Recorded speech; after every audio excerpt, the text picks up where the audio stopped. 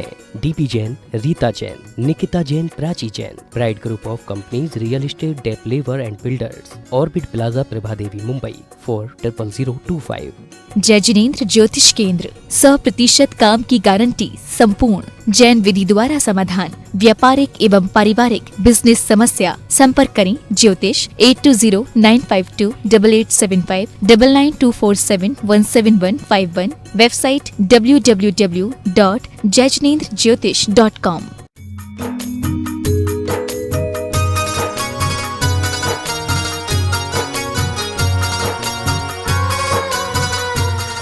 तो देवादिदेव 1008 श्री भगवान महावीर स्वामी की जय जय जय। अहिंसा परमो धर्म की जय जय जय। परम पूज आचार्य गुरुवर श्री विद्यासागर जी महाराज की जय जय जय। बोलिए परम पूज्य 108 मुनिवर श्री प्रमाण सागर जी महाराज की जय जय जय। मुनिवर श्री हर सागर जी महाराज की जय जय जय। नमोस्तु गुरुदेव, नमोस्तु।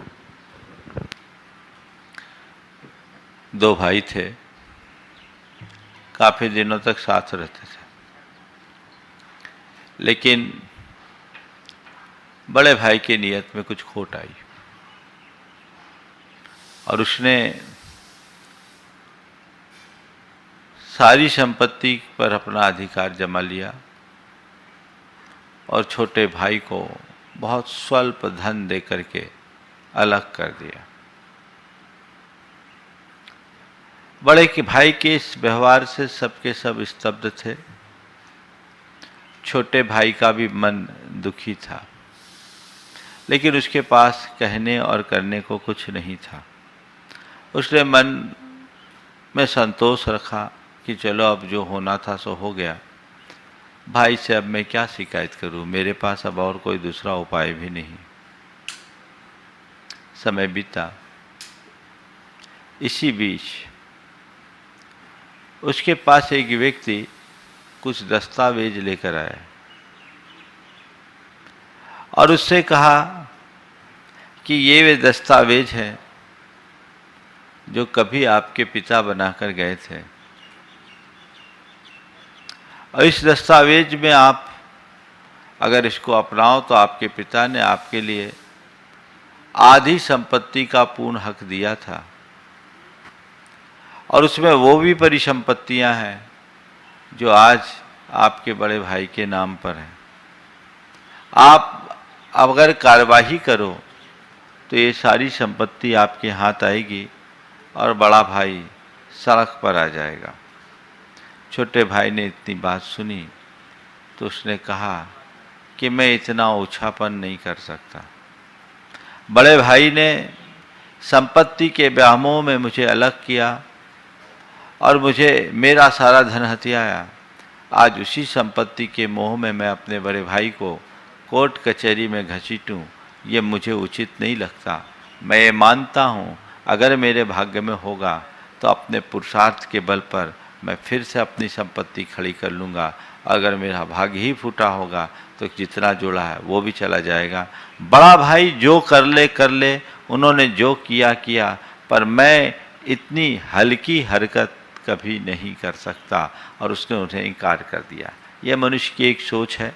हर व्यक्ति की इस तरह की सोच होती है, और जिसके अंदर ऐसी सोच हो जाए वो निश्चित महान होता है।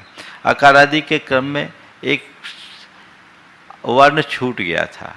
मैं ऐसे सीधे औ पर आ गया था, औकात पर। कल जब मैंने क पर बात की तो किसी ने मुझे स्मरण दिलाया, महाराज जी ओ तो छूट ही गया। तो आज मैं आप सबके ओ की बात कर रहा हूँ, और ओ से मैं कहूँगा ओछापन, ओछी वृत्ति। ये मनुष्य के जीवन की एक बहुत बड़ी दुर्बलता है। ओछापन का मतलब क्या है? अपने आप को श्रेष्ठ साबित करने की प्रवृत्ति, अपने हितों को प्रमुखता देने की वृत्ति, आडंबरों से जीवन में जुड़े रहने की वृत्ति, अपने दोषों को, अपने गुणों को प्रसारित करने की वृत्ति, अपने मुँह मियाँ बिट्ठू बनने की प्रवृत्ति, सब जगत में अपने मुँह से अपनी प्रशंसा करने की प्रवृत्ति, और दूसरों के दोषों का अनाप शनाप प्रचार करने की प्रवृत्ति, ये सब मनुष्य के ओछेपन को दर्शाती है। जो महान होते हैं वो बड़े विनम्र होते हैं, उनके जीवन में विनम्रता होती है और वे अपने सामने आए हुए छोटे से छोटे व्यक्ति का भी उतना ही सम्मान और ख्याल रखते हैं कि छोटा व्यक्ति उनके पास आने के बाद कभी अपने आप को छोटा महसूस ही नहीं करता। लेकिन जिनकी सोच ओछी होती है वो अभिमान में इतने चूर होते हैं कि अपने अतिरिक्त अन्य किसी को कुछ गिनते ही नहीं। वो संसार का सबसे अच्छा आदमी अपने आप को मानते हैं, मैं अच्छा बाकी सब ओछा। अपने से दूसरों को कमतर आंकने की वृत्ति, अपने आप को दूसरों से बेहतर साबित करने की प्रवृत्ति, ये मनुष्य के ओछेपन को दर्शाती है। जिस व्यक्ति के अंदर ऐसी स्थितियाँ होंगी वो मनुष्य अपने जीवन में कभी आगे नहीं बढ़ पाएगा। 4 तरह की स्थिति से ओछेपन को हम आज समझने की कोशिश करेंगे। ओछे पहले सबसे पहले हम ये देखें कि हमारे अंदर ओछापन है या नहीं।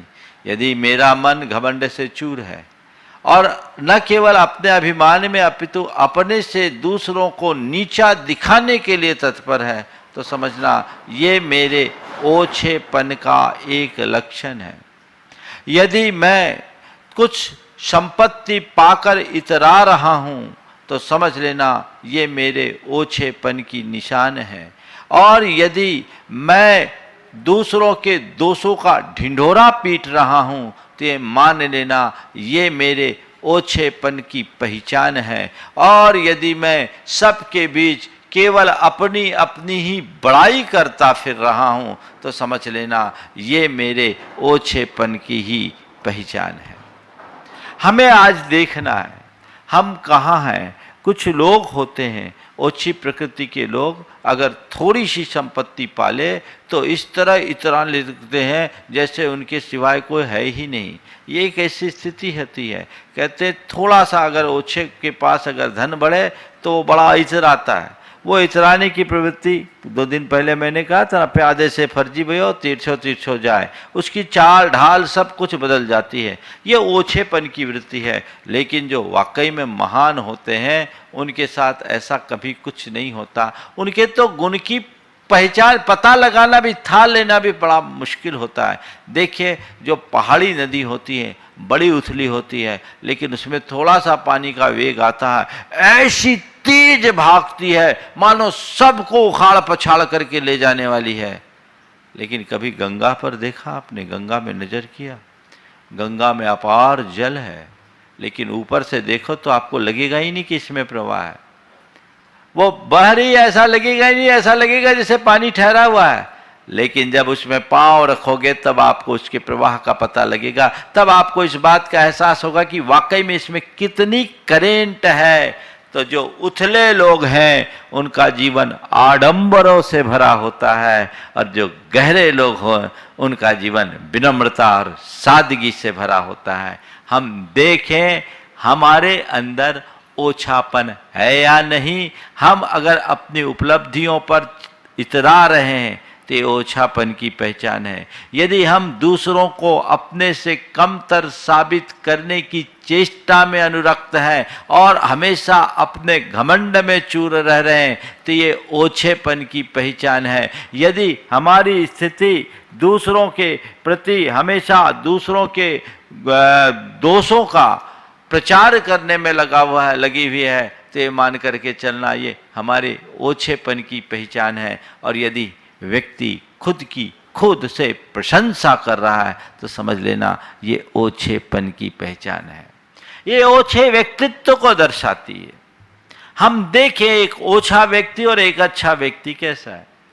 आपके सामने अगर कभी कहा जाए ये बड़ा ओछा आदमी है, आप क्या सोचोगे? ओछे आदमी की बात करते ही अगर कहा जाए ये बड़ा ओछा आदमी है, ये शब्द सुनते ही आपके आंखों के सामने कैसी व्यक्ति की छवि उभरेगी? आप क्या सोचेंगे? अरे ये आदमी बड़ा घमंडी है, ये आदमी हमेशा औरों की बुराई करता है, ये आदमी अपने आप की मुंह से प्रशंसा करता है, ये आदमी बड़ा इतराता है, छोटी छोटी बातों में आदमी से उलझ जाता है, ये बड़ा छिछोरापन करता है। हल्कापन, नीचता, क्षुद्रता, ये सब ओछे पन की लहचान के लक्षण है और ऐसे व्यक्ति को कोई पसंद नहीं करता। और संत कहते हैं जब तक ओछी वृत्ति है अच्छा व्यक्तित्व नहीं बन सकता। ओछी वृत्ति के लोगों का अच्छा व्यक्तित्व नहीं हो सकता। अगर अपने व्यक्तित्व को अच्छा बनाना चाहते हो तो हमें ओछेपन से बाहर आना पड़ेगा। 4 बातें आज आप सबसे ओछेपन के संदर्भ में कहेंगे। ओछी बुद्धि, ओछी सोच, ओछी बात और ओछा काम। इन चारों से बचो। ओछी बुद्धि, ओछी सोच, ओछी बात और ओछा काम, ये चारों जीवन में नहीं होनी चाहिए। ओछी बुद्धि, कुछ लोगों की बुद्धि बड़ी ओछी होती है। ओछी बुद्धि होने का मतलब क्या है? केवल अपने हितों को प्रमुखता देना, अल्पकालिक लाभ के पीछे दीर्घकालिक नुकसान को अपना लेना, अंश लाभ के पीछे, अंश हित के पीछे, तात्कालिक हित के पीछे सार्वकालिक हित को ठुकरा देना, अपने व्यापक हितों की उपेक्षा करके क्षणिक हितों की पूर्ति करना, ये सब ओछी बुद्धि के परिणाम है। जिस मनुष्य की बुद्धि ओछी होती है उसकी सोच बड़ी संकीर्ण और अनुदार होती है। वो केवल सामने को देखता है और मौके का फायदा उठाने की कोशिश करता है, लेकिन इसके पीछे के परिणाम को वो कभी पहचाने नहीं पाता। आप देखिए, अपने बुद्धि को टटोलिए, मेरे भीतर क्या स्थिति है, मैं कहीं मेरी बुद्धि ओछी तो नहीं। मैं तो मानता हूँ आप सबकी बुद्धि बड़ी अच्छी है और भगवान से प्रार्थना करता हूँ, हे भगवान इनकी बुद्धि हमेशा अच्छी बनी रहे। हम तो रोज ये कहते हैं सबको सन्मति दे भगवान, पर किसी के कहने से किसी की मति सन्मति होती तो अभी तक तो हो गई होती। अपने अंदर देखो तुम्हारी बुद्धि कैसी है। यदि तुम्हारी बुद्धि हमेशा दूसरों को पछाड़ने में लग रही है, तुम्हारी बुद्धि दूसरों के प्रति ईर्ष्या, द्वेष और वैमनस्य के भाव से भरी है, तुम्हारे मन में हमेशा यदि छल प्रपंच की भावना बढ़ रही है, तो ये मान करके चलना तुम्हारे अंदर क्षुद्रताएं हावी हो गई है। ये तुम्हारी बुद्धि ओछी बुद्धि की पहचान है। और ऐसी बुद्धि रखने वाले लोग का समझ लो अब विनाश ही होने वाला है, वो आगे बढ़ नहीं सकेंगे। ओछी बुद्धि से बचिए। आप देखिए, चाहे घर परिवार हो या हमारा सामाजिक व्यवहार, अगर एक भी व्यक्ति ओछी बुद्धि का आता है तो वो फिर ज्यादा कुछ नहीं कर पाता, उस घर का विनाश ही हो जाता है। एक परिवार में, एक संपन्न परिवार था, उन्होंने अपने बेटे का विवाह एक साधारण परिवार की लड़की से किया, ये सोचकर कि साधारण परिवार है, बहू आएगी, चलो अच्छा रहेगा, हम उनको आगे बढ़ा पाएंगे। लेकिन बहू घर तो आ गई, पर उसके संस्कार अच्छे नहीं थे। उसके संस्कार अच्छे नहीं थे। अभाव और अल्पता में पलने के कारण सोच भी वैसी ही बन गई थी, उसकी बुद्धि भी वैसी ही बन गई थी। वो हर बात को उल्टे नजरिए से देखती, सीधी नहीं देखती। हर बात में केवल अपनी अपनी अपनी अपनी बात। घर आई, वैभव देखा, ऐसा वैभव जो अपने जीवन में कभी देखा नहीं। उसके दिमाग में एक बात आ गई, ये वैभव मुझे मिला है, इस वैभव को मैं जितना हथिया सकूं हथियाऊं, जितना हथिया सकूं हथियाऊं। और उसकी दृष्टि परिवार के प्रति कम, पैसे के प्रति ज्यादा बढ़ गई। वो किसी तरीके से अपने घर से पैसे और कीमती जेवर उठा उठा करके अपने पीहर में भेजना शुरू कर दी। और उसके उस शुरुआत में तो किसी को कुछ पता नहीं लगा, लेकिन जैसे ही लोगों को पता लगा, उससे पूछा गया कि तुम ये जो कर रही हो ये सब क्यों कर रही हो। उसने इनकार कर दिया, मैं ऐसा कुछ कर ही नहीं रही हूँ। लेकिन उसे कई तरीके से समझाने का प्रयास किया गया कि अगर तुम्हें कुछ चाहिए तो बोलो, इस घर की सारी संपत्ति की मालकिन तुम हो, भविष्य तो सब तुम्हारा ही है, लेकिन ऐसी बात सोचना अच्छी बात नहीं है, इससे बचना चाहिए। लेकिन वो काहे को बचे। अब धीरे धीरे उसका व्यवहार भी बिगड़ गया, बातचीत भी बदलने लगी, परिवार के सदस्यों से वो बड़े बेअदबी से बात करने लगी, और स्थिति ये आई जब उसे थोड़ा ज़्यादा समझाने की कोशिश की गई तो उनको वो धमकी देने लगी कि हम आपके ऊपर इस प्रकार का केस कर देंगे, ऐसा फंसा देंगे, पूरे घर को हम उलझा के रख देंगे। और ये है ओछी बुद्धि के लक्षण। बहुत समझाने का प्रयास किया गया, आखिरकार वो नहीं मानी। घर के लोग तंग आकर के उसके मायके पहुंचा दिए। वो मायके चले गई, लेकिन पूरे परिवार के लोगों पर झूठा फर्जी केस कर दी। खुद का भी विनाश, सामने वाले का भी विनाश। पर केस तो फर्जी था, लोग सब जानते थे। कुछ दिन लोग परेशान हुए, पर कानूनी मामले में लोग बच गए, पर उसका तो पूरा भविष्य बिगड़ गया। काश यदि वो अच्छी सोच रखी होती तो ऐसी दृष्टि नहीं बनती।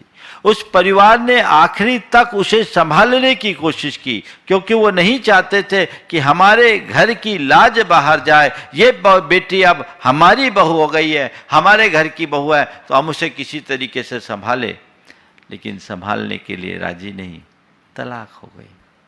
आज घर घर में जो झगड़े होते हैं, उस झगड़े के पीछे ओछी बुद्धि ज़्यादा काम करती है, जो केवल अल्पकालिक लाभ को देखती हैं, और मंथरा जैसे लोग उसको भड़काते हैं। कैकेयी की बुद्धि यदि व्यापक होती तो श्री राम के राज्याभिषेक के लिए वो खुला समर्थन करती। पहले कैकेयी के मन में हर्ष था, कैकेयी भी उतनी हर्षित थी जितनी की कौशल्या कि श्री राम का अभिषेक होगा, वो उसके हकदार हैं। लेकिन दुर्मति मंथरा ने उसको भड़काया। ये कैसे होगा, ये कैसे होगा? राम राजा बनेंगे, कौशल्या राजमाता बनेगी, तो राम तो भरत को यहां से निकाल देंगे और पूरे राज्य पर अपना अधिकार जमा लेंगे। इतना तक लिख दिया कुछ रामायणों में कि तुम्हें तो कौशल्या के जूठे बर्तन मांजने पड़ेंगे। भड़का दिया, बुद्धि ओछी हो गई। जिस राम को उन्होंने अपने पुत्र भरत से ज्यादा चाहा, उसी राम को वनवास देने के लिए तत्पर हो गई। क्या है ओछी बुद्धि? ऐसी इसी को कहते हैं। जब मनुष्य की बुद्धि में ओछापन आता है तो वह निपट स्वार्थी बन जाती है, और स्वार्थी बुद्धि सर्वनाश का कारण बनती है। हमें कभी ओछी दृष्टि से देखना ही नहीं चाहिए, ताकि हम पर कोई स्वार्थ हावी ना हो, अपने आप को बचाएं।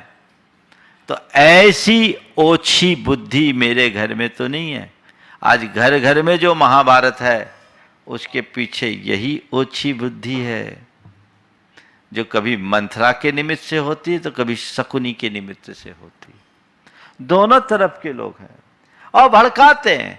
एक महाभारत कभी हुआ, आज घर घर में महाभारत हो रहा है, किसी की ओछी बुद्धि के कारण। यदि ओछी बुद्धि की जगह उदार दृष्टि हो तो उल्टा भी सीधा हो जाए, उल्टा भी सीधा हो जाए। देखिए ओछी बुद्धि को उदारता से कैसे जीता जाता है।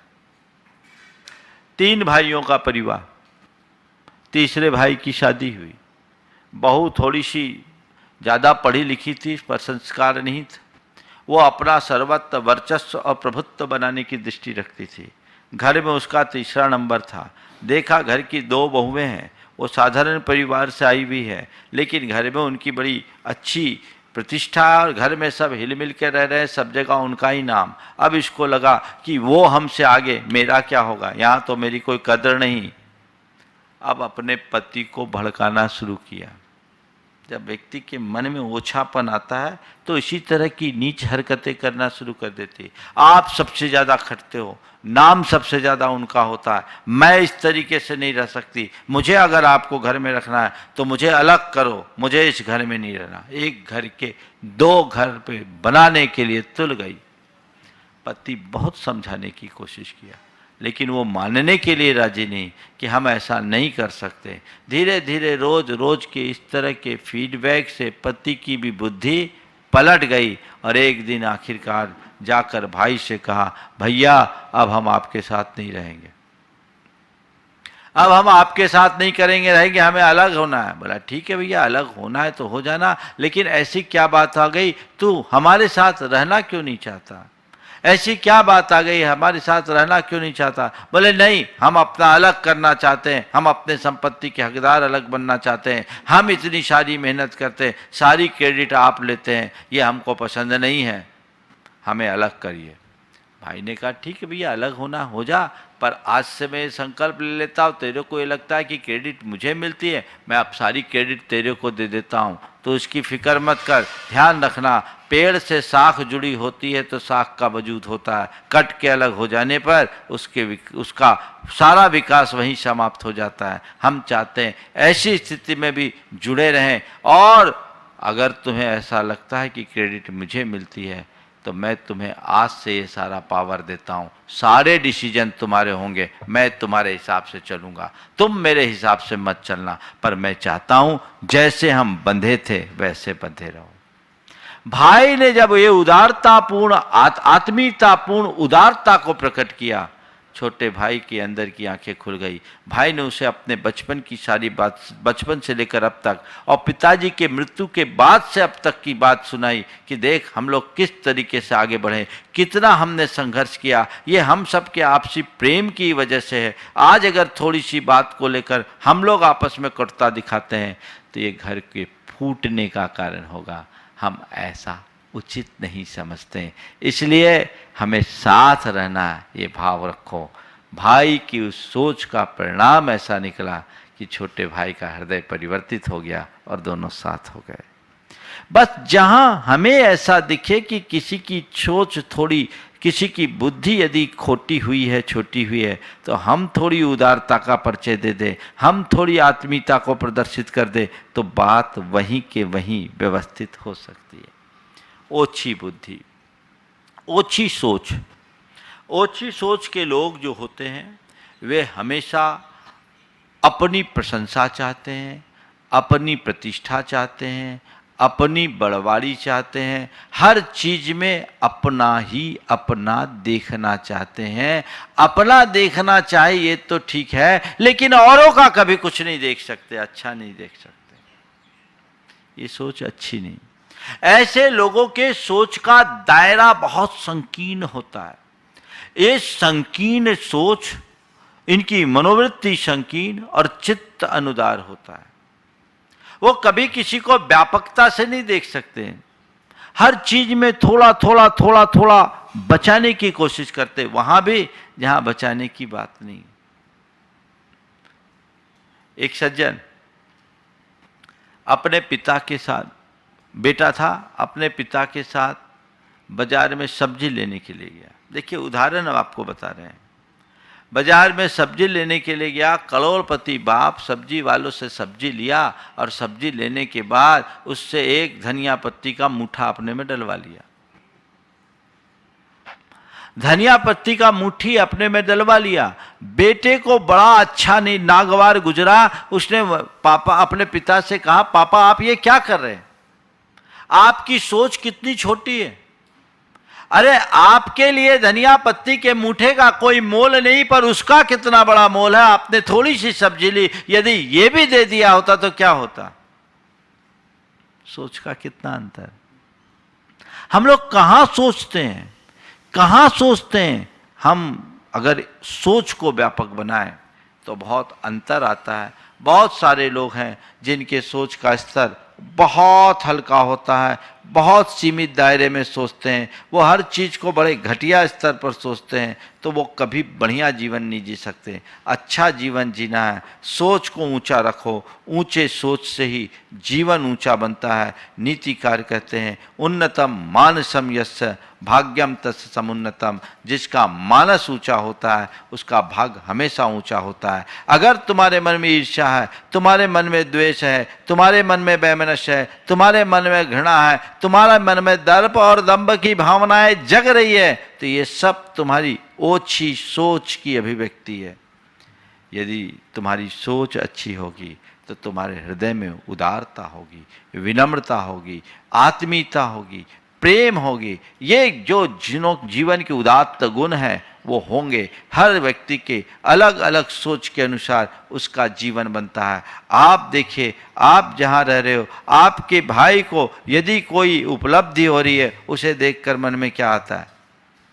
अगर सोच अच्छी है, आहा चलो मेरा भाई आगे बढ़ा, मेरा पड़ोसी आगे बढ़ा, बहुत खुशी है, बहुत खुशी है। जितनी खुशी उसको उतनी खुशी हमें, क्योंकि हमारे मन में उसके प्रति प्रेम है। और जहां प्रेम और आत्मीयता होती है वहां अपने आप सोच की दशा सकारात्मक हो जाती है। जिसके प्रति प्रेम होगा हम उसके लिए हमेशा अच्छा ही सोचेंगे। लेकिन अगर द्वेष हो, ईर्ष्या हो, वैमनस्य हो, घृणा हो, ऐसे व्यक्ति के लिए कुछ हुआ, हमारी सोच उसके प्रति नकारात्मक होगी। अच्छा हुआ तो ये कैसे हो गया, और कुछ उल्टा हुआ, अच्छा हुआ, अच्छा हुआ। ये जो प्रतिक्रियाएं हैं ये हमारे मनोवृत्ति को दर्शा रहे हैं। उल्टा हुआ तो अच्छा हुआ, अच्छा हुआ तो कैसे हुआ, वो आगे बढ़ रहा है, तुम्हारा जी जल रहा है, ये तुम्हारी ओछी सोच को दर्शा रहा है। तो सोच हमेशा अच्छा, हम नहीं कर पाए वो तो कर ले, ये सकारात्मक सोच है। जो काम हम नहीं कर पाए वो कर ले, ये अच्छी सोच की का द्योतक है। लेकिन जो काम हम नहीं कर पाए वो कोई ना करे, ये ओछी सोच है। मेरे रहते कोई कर ही नहीं सकता, ये ओछी सोच है।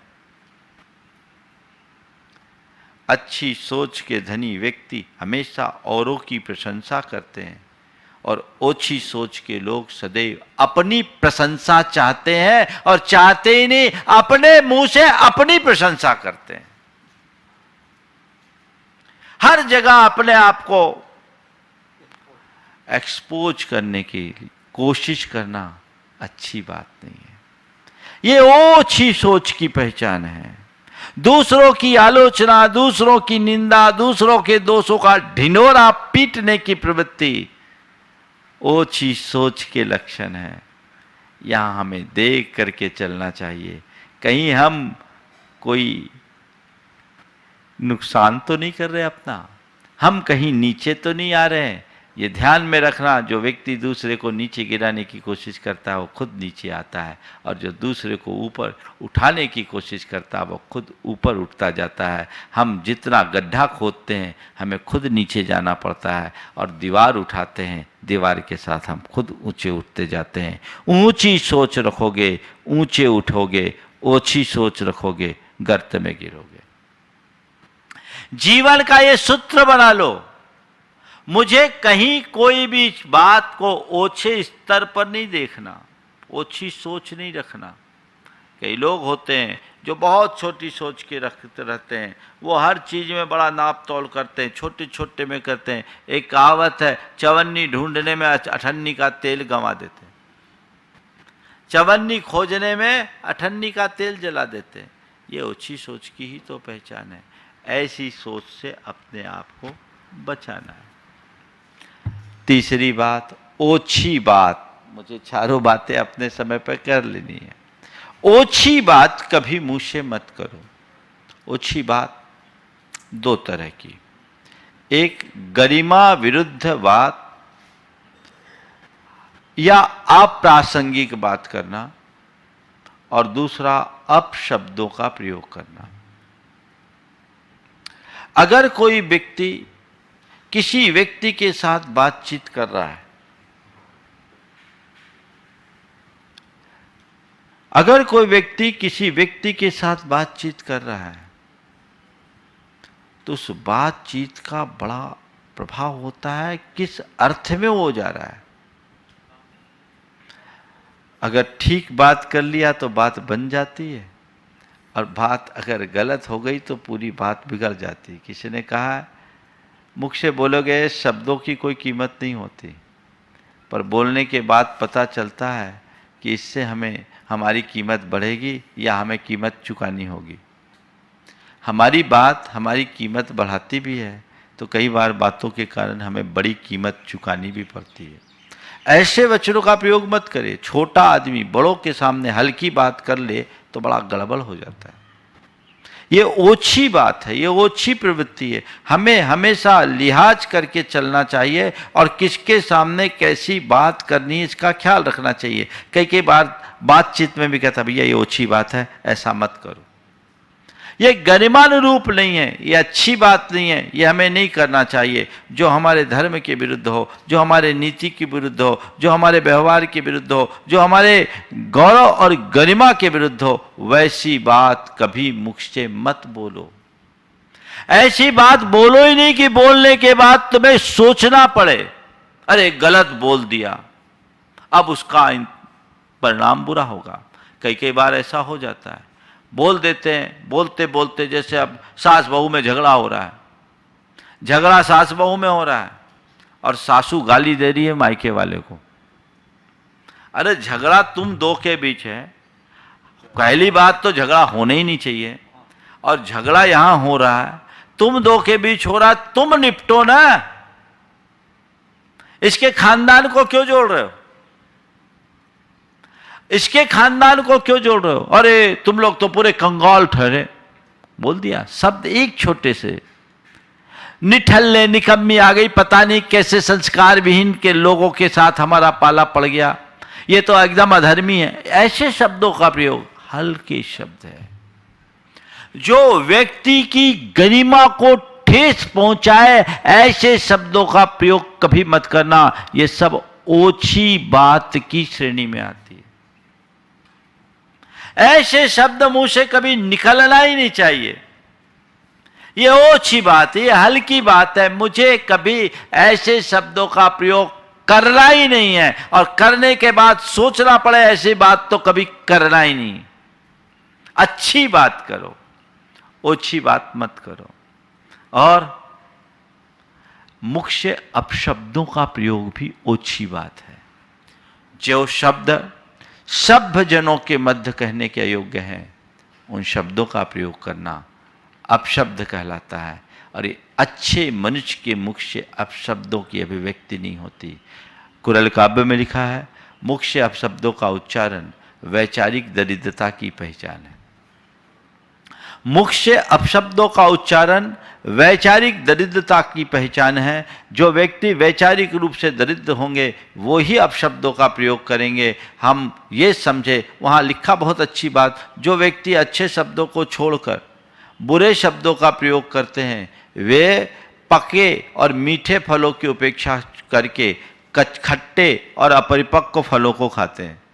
अरे जब तुम्हारे पास अच्छे अच्छे पके पके मीठे मीठे फल है, जिसको खाने से मुंह मीठा होता है, उसको छोड़कर खट्टे और कच्चे फलों को क्यों खा रहे हो? उससे तो दांत खट्टे ही होंगे, तुम्हारे संबंध खट्टे होंगे। अच्छे शब्दों का प्रयोग करो।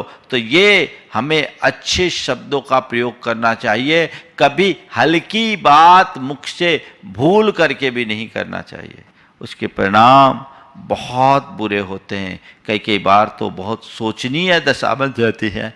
इसलिए मुख से अच्छे शब्दों का प्रयोग करो, कभी हल्के शब्दों का प्रयोग भूल करके भी मत करो। लेकिन लोग बोल देते हैं, कुछ भी बोल देते हैं, और बड़ी विषम स्थिति हो जाती है। पिता अपने बेटे को गालियां दे रहा था, डांटते समय गालियां दे रहा था। बेटा सुना, कहा पापा आपके पापा भी ऐसी ही आपको डांटते थे, ऐसी गालियां देते थे? बोले हाँ देते थे। बोले आपके पापा भी इसी तरह गालियां देते थे? बोले हाँ वो भी देते थे। बोले उनके पापा? बोले वो भी देते होंगे, पर ये सब पूछ क्यों रहा है? ये सब तो पूछ क्यों रहा है? उसने कहा मैं तो ये जानना चाह रहा हूं, ये बीमारी हमारे खानदान में कब से, ये गुंडागर्दी हमारे खानदान में कब से चल रही, हमारे खानदान में गुंडागर्दी कब से चल रही है? बात केवल कहने की इतनी है कि ओछी बातें कभी किसी को अच्छी नहीं लगती, इसलिए अच्छी बातों का अभ्यास करे। मुख से कभी हल्के शब्दों का प्रयोग करने की कोशिश ही ना करे। ऐसे शब्द कभी मत करो, कहो मुख से कि बाद में आपको खेद व्यक्त करना पड़े, स्पष्टीकरण देना पड़े। कई बार लोग बोल जाते हैं, फिर बाद में पछताते हैं, हाथ पांव जोड़ते हैं। ऐसे शब्द क्यों? ओछी बात से बचे। और चौथी बात है ओछे काम से बचे। अच्छा काम करो। ओछा काम क्या है? जितने भी अनैतिकतापूर्ण काम है वे सब ओछे काम है। जो तुम्हारे कुल के गौरव के अनुरूप ना हो, जो तुम्हारे धर्म के गौरव के अनुरूप ना हो, जो तुम्हारी संस्कृति के अनुरूप ना हो, और जो तुम्हारे राष्ट्रीय हित के विरुद्ध हो, वे सब काम ओछे काम हैं। वे पापपूर्ण काम हैं जो मनुष्य को पतन के रास्ते पे ले जाते हैं।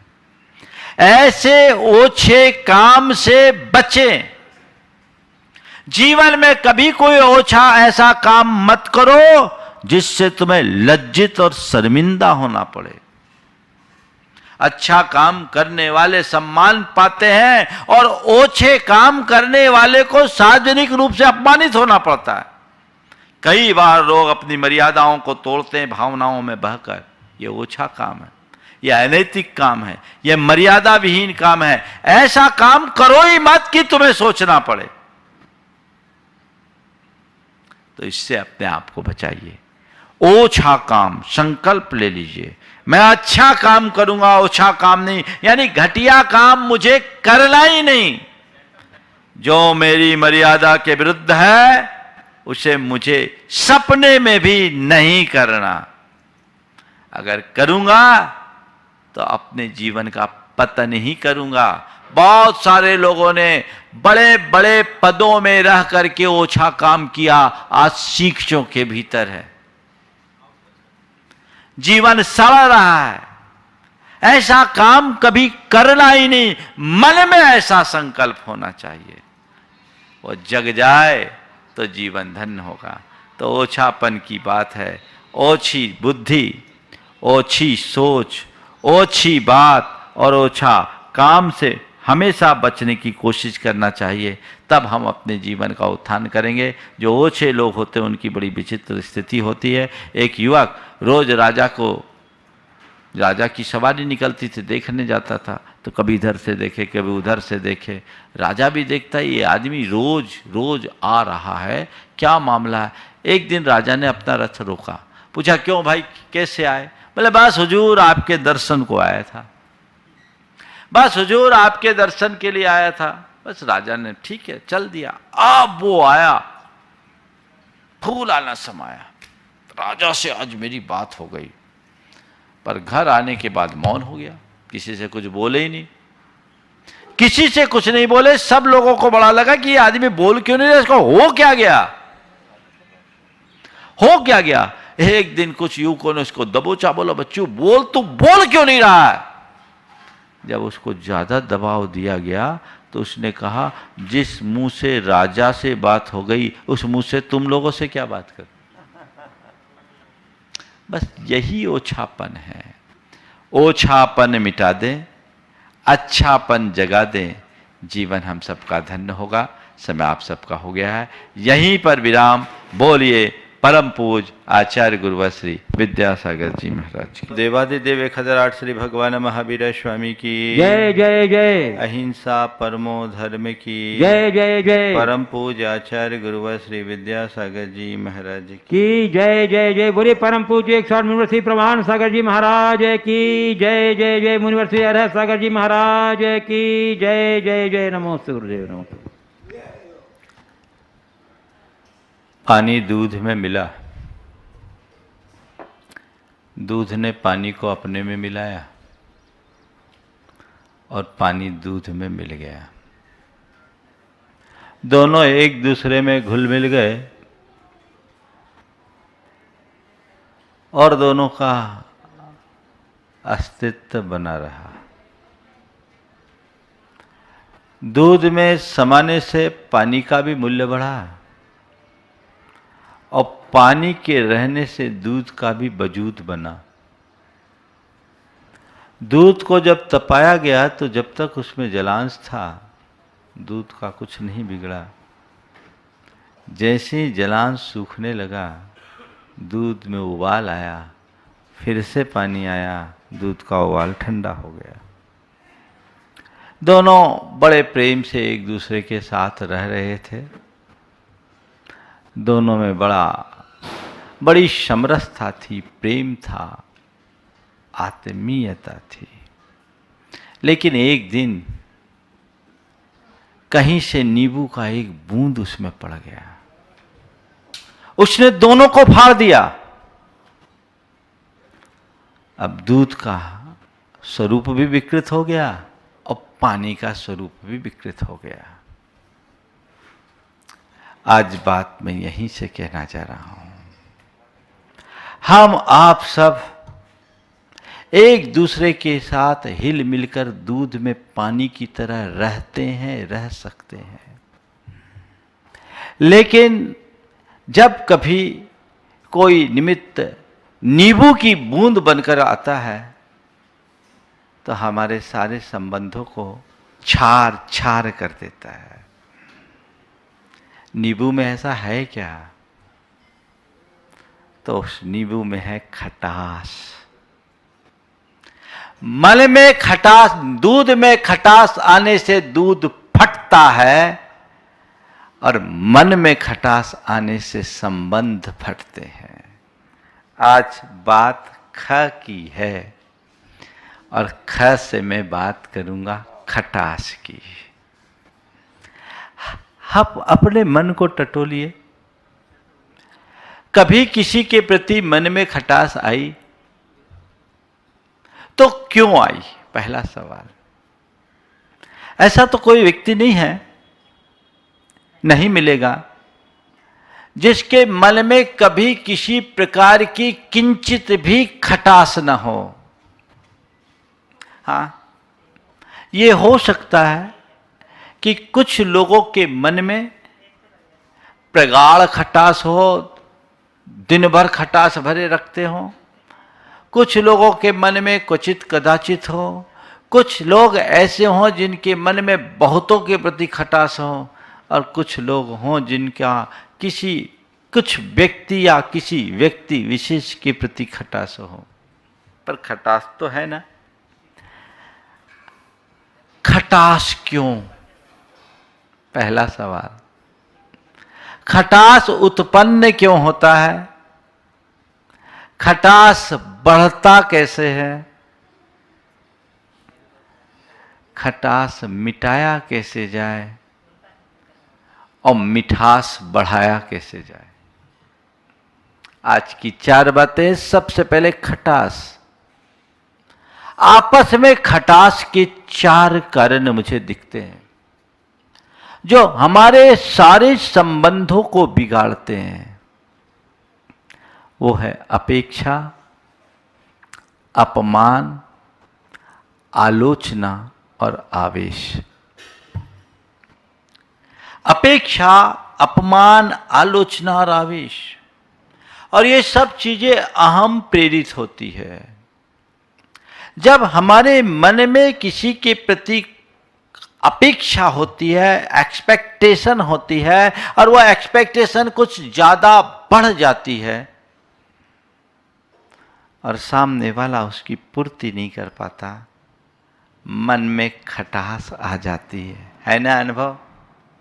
किसी के प्रति कितना भी प्रेम हो, कितनी भी आत्मीयता हो, प्राय लोग आज जिनसे जितना प्रेम रखते हैं, जितनी आत्मीयता रखते हैं, उनसे उतनी अधिक अपेक्षा रख लेते हैं। संत कहते हैं अपेक्षा भरा प्रेम प्रेम नहीं, रागानुबंध है। प्रेम निरपेक्ष होता है। जहां एक सहज लगाव होता है, वहां कोई अपेक्षा नहीं, सामने वाले के प्रति एक सहज स्नेह है, सात्विक स्नेह की अभिव्यक्ति है, सहज लगाव है, प्रेम है, उसके लिए सब कुछ अर्पित करने का भाव मन में है, पर पाने की चाह रंच मात्र नहीं। लेकिन जब मन में अपेक्षाएं बढ़ती है तो वह प्रेम न रहकर राग का रूप धारण कर लेता है, और ये राग हमें रुलाता है।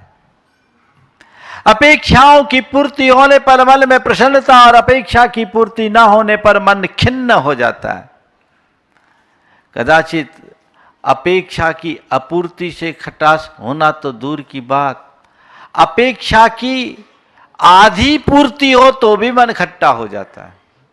अपेक्षाएं अधूरी रह जाए तो मन खट्टा होता, खटास बढ़ जाता है।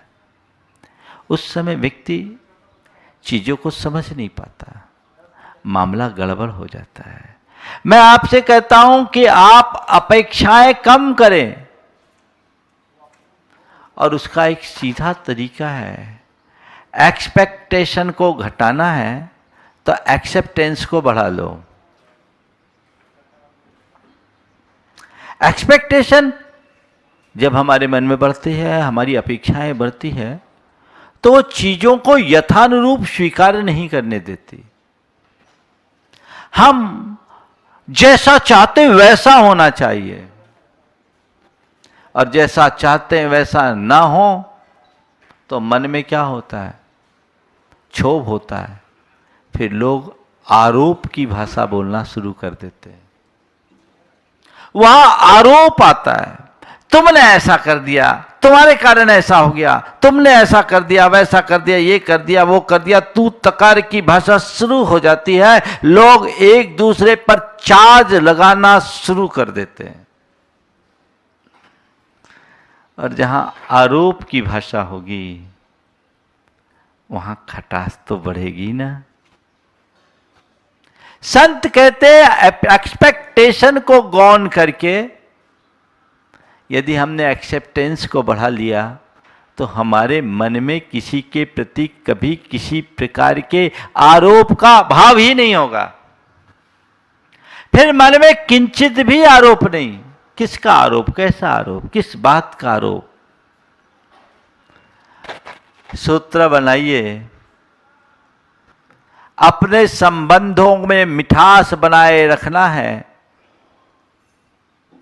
तो आरोप नहीं, अनुरोध की भाषा का प्रयोग करें। किसी के प्रति कोई आरोप लगाना बहुत सरल है, उससे सामने वाले का मन क्षुब्ध होता है, आरोप में शिकायत होती है, लोग उसे स्वीकार नहीं कर पाते। लेकिन अगर हम अनुरोध की भाषा करें तो बड़ा फर्क होता है। आरोप की भाषा से बचे, आदेश की भाषा से बचे। आरोप होगा, प्रत्यारोप होगा, फिर तू मैं होगा। और आजकल ऐसा ही होता है, छोटी छोटी बातों में बड़े बड़े झमेले खड़े हो जाते हैं। मैं रतलाम में था, वहाँ के एसपी थे गौरव तिवारी, बड़े सख्त प्रशासक, बड़ा अच्छा नाम था। वो मेरे पास आते थे। एक दिन उन्होंने कहा कि महाराज जी, आजकल जो परिवारों में घटनाएं होती है वो छोटी छोटी बातों से ज़्यादा उग्र रूप ले लेती है, संबंध बिगड़ जाते हैं और लोग तलाक जैसी स्थितियों में आ जाते हैं। उसमें मूलतः हमें ईगो प्रॉब्लम दिखता है। और ईगो प्रॉब्लम में उन्होंने एक बात की, एक दूसरे के साथ आरोप प्रत्यारोप का भाव। आरोप प्रत्यारोप, आपने एक आरोप लगाया, सामने वाले ने आपके ऊपर दूसरा आरोप लगाया। संत कहते हैं कभी किसी पर आरोप मत लगाओ। यदि किसी से कोई गलती हुई है तो उसकी तटस्थ भाव से समीक्षा करो, और समीक्षा करके अवसर पाकर सामने वाले को उसे सुधारने का मौका दो तो मामला ठीक हो जाए। लेकिन कुछ हुआ नहीं और तुमने सीधे सीधे आरोप लगाया, तो कोई भी व्यक्ति उस बात को समझ स्वीकार नहीं कर पाता। मन उसका खट्टा हो जाता है, उसकी भ्रुकटियां तन जाती हैं, आंखों में कड़वाहट झलकने लगती है, और फिर जब प्रत्यारोप का सिलसिला चलता है तो सामने वाले की जबान से भी कटुता प्रकट होने लगती है, और ये हमारे सारे संबंधों में खटास को बढ़ा देती है। यहां अपने आप को बचाने की जरूरत है। आरोप की भाषा से बचे, कुछ भी हो उसको उसी रूप रखे।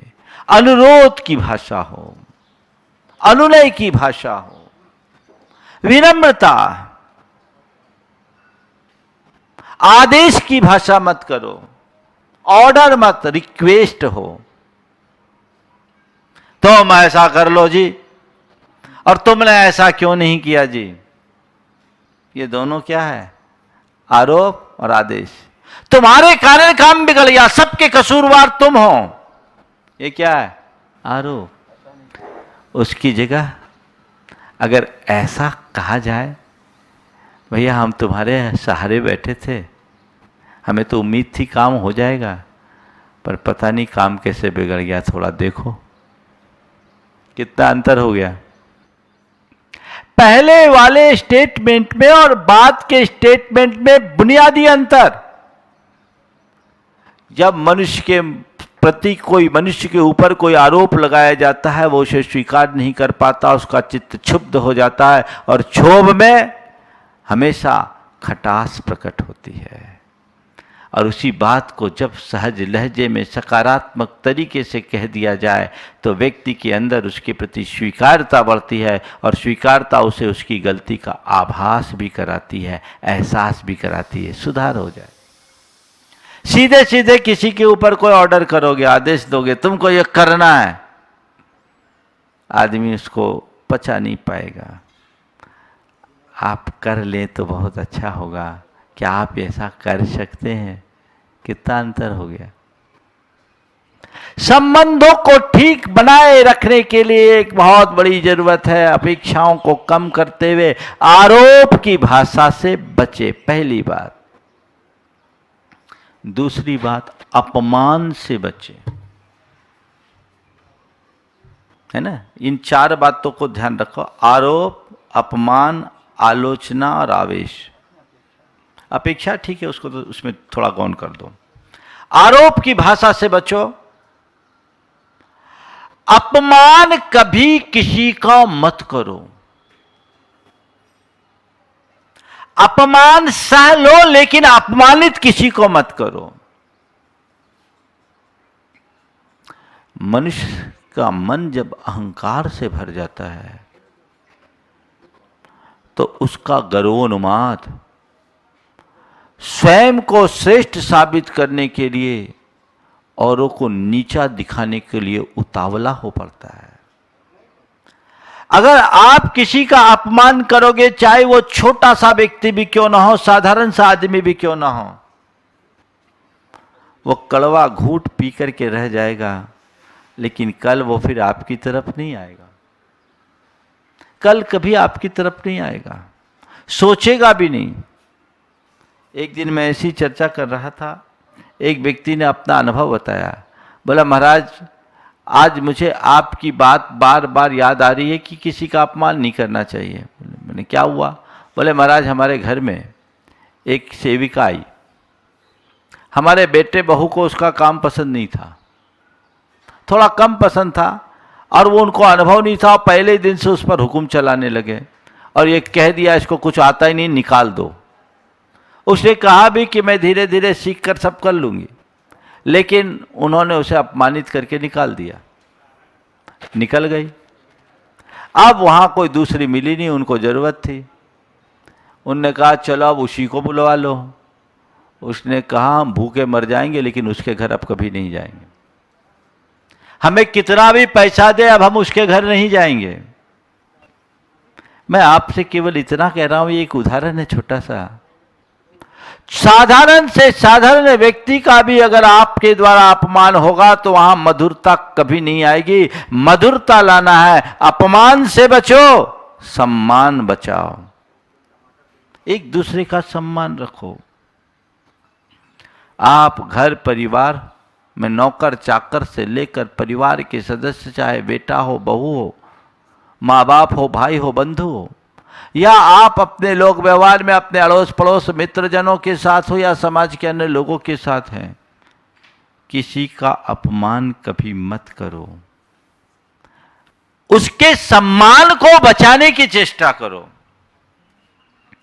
जिस व्यक्ति को आप अपमानित करोगे उस व्यक्ति से आपके संबंधों में कभी मिठास नहीं होगी, और जिस व्यक्ति के सम्मान की आप रक्षा करोगे उस व्यक्ति के मन में हमेशा आपके प्रति मिठास होगी।